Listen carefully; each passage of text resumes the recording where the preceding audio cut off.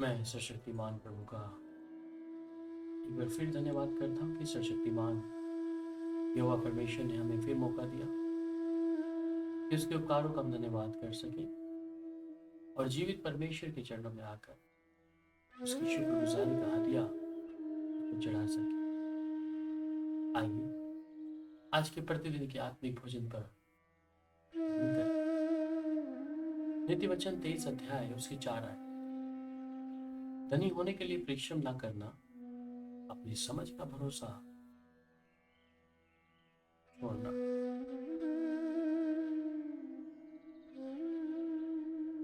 सर्वशक्तिमान परमेश्वर जब आज सुबह के समय ये वचन दिया है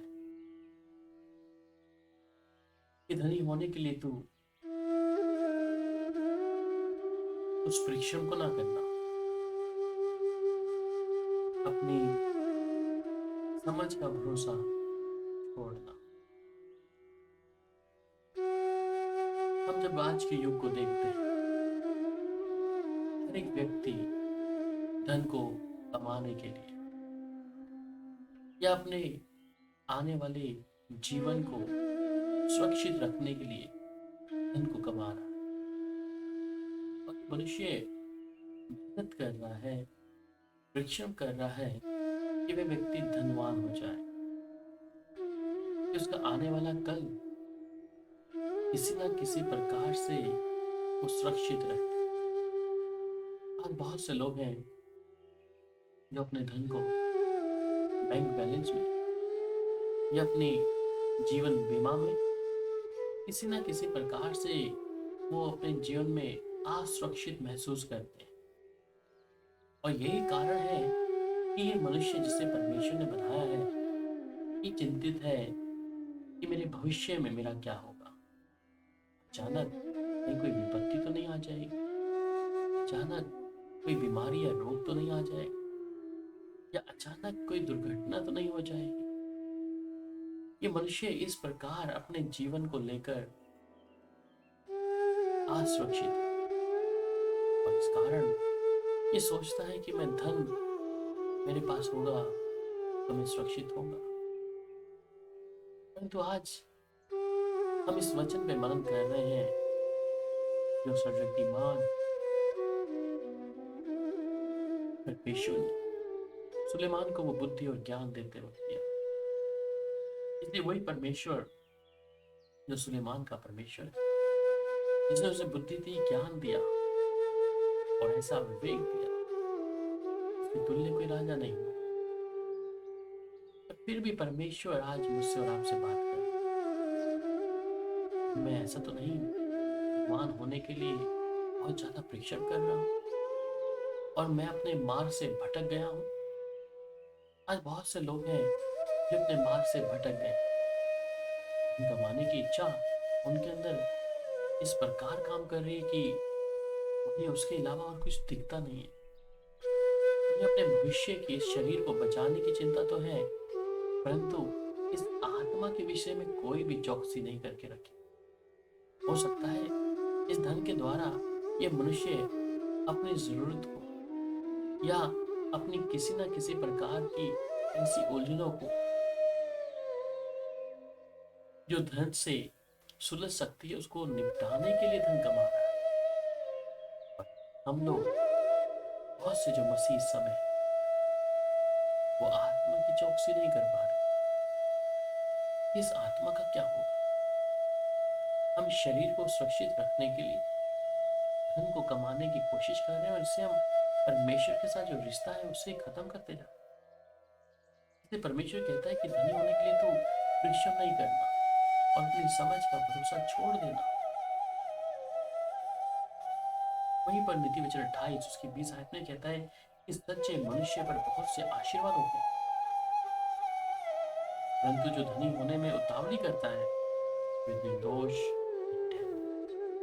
ध्यान से सुने कि जो धर्मी है उस पर परमेश्वर की आशीष निरंतर बनी रहती है।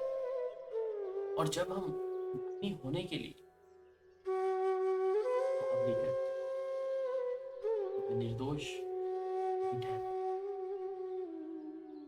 धनी होने के लिए उतावली मतलब कि हम परमेश्वर से ही संबंध छोड़ देते हैं, परमेश्वर की हजूरी में आना पसंद नहीं करते, परमेश्वर के साथ कुछ लम्हा उसके हैकल में या उसकी देवड़ी पे आकर उसे शुक्रगुजारी करना ही नहीं चाहते, क्योंकि धन से मुझे प्यार हो गया है।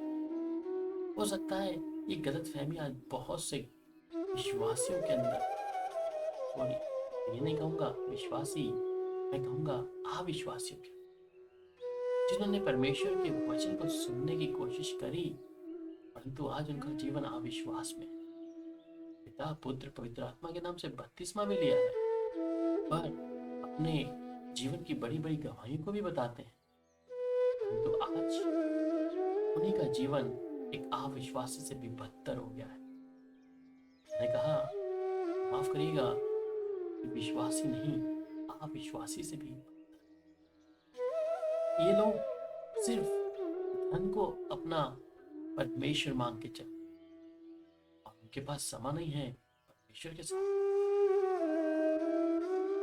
मैं सोचता हूँ कि ऐसे व्यक्तियों का कब क्या होगा, वही किसी वेंटिलेटर पर किसी हॉस्पिटल के किसी कोने में पड़े और उस समय परमेश्वर से विनती की गुहार या पुकार पुकार कर कह रहे हो कि कोई हमारे लिए प्रार्थना कर दे। समय शरीर भी काम नहीं कर रहा हो, सिर्फ वो मनुष्य जिस वेंटिलेटर पर बैठा है या लेटा है, सिर्फ अपने अंदर ही अंदर सोच रहा हो, ये जुबान से कुछ कह भी नहीं पाएगा, हाथ पांव काम नहीं करेंगे। पर इस मूर्ख मनुष्य ने परमेश्वर को जो समय देना था वो ना देते हो, अपने धन को कमाने के लिए, धन से अपनी जरूरतों का सामान या अपनी जिंदगी की हर एक जरूरतों को पूरा करने की कोशिश कर, ये मूर्ख मनुष्य सोचता है कि मैंने धन कमाकर सब कुछ पा लिया। मुझे याद आता है जब यीशु मसीह कलाम में हम पढ़ते, वहां जब एक मनुष्य अपने जीवन को देखता है और कहता है, अब मेरे पास धन है, मेरे पास जमीन है, मेरे पास घर है, हर चीज को, हर धन को वो अपने पास लगकर रखता है, और वो सोचता है कि अब मुझे कोई दुनिया की ताकत खत्म नहीं कर सकती। और वहां देखिए, यीशु कहता है कि मूर्ख, आज ही रात तेरे प्राणों को ले लिया जाएगा। तो मुझे बताएं कि आपके लिए धन जरूरी है? उतावली में कमाया वो धन आपको किसी भी प्रकार से निर्दोष नहीं ठहरा सकता। इसलिए वचन कहता है कि तुम अपनी समझ का सहारा ना लेना और उन संपूर्ण मन से यहोवा पर भरोसा रखना। दानियों में कहता है कि तुम्हारा जो स्वभाव है लोभ रहित हो, और जो तुम्हारे पास है उसी पर संतोष किया करो, क्योंकि उसने आप ही कहा कि मैं तुझे कभी ना छोड़ूंगा और ना कभी त्यागूंगा।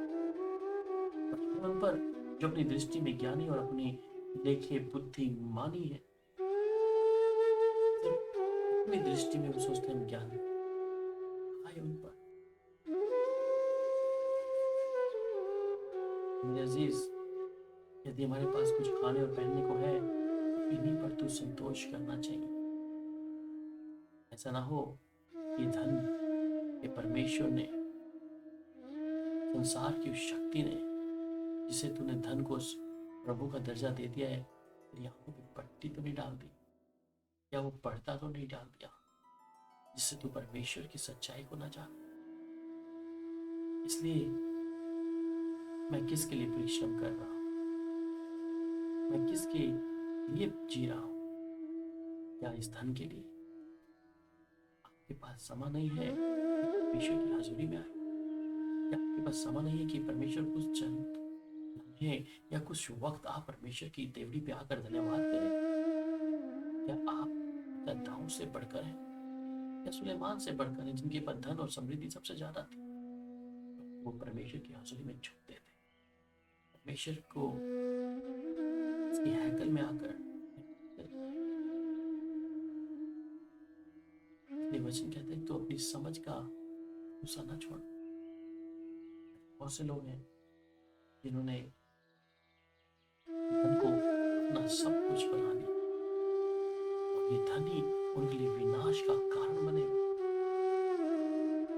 ये लालची अपने घराने को दुख देता है, परंतु घूस से घृणा करने वाला जीवित रहता है। लालची व्यक्ति अपने घराने को दुख देता है। इसका मतलब समझ लीजिए, नीति वचन 15 उसके 27 में कहता है कि जब हम धन की बढ़ोतरी करते हैं, वह व्यक्ति अपने घराने को दुख देता है। वो धन के लिए दीवाना है, धन के लिए पागल है, जो अपने परमेश्वर को समय नहीं देता, जो अपने परिवार को समय नहीं देता।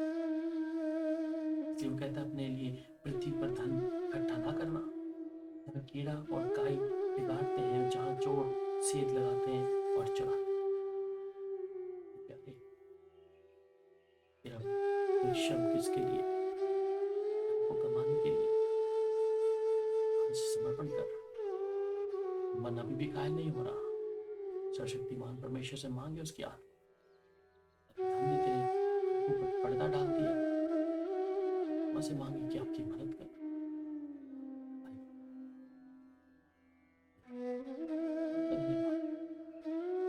बातों के लिए प्रभु आपका धन्यवाद करते।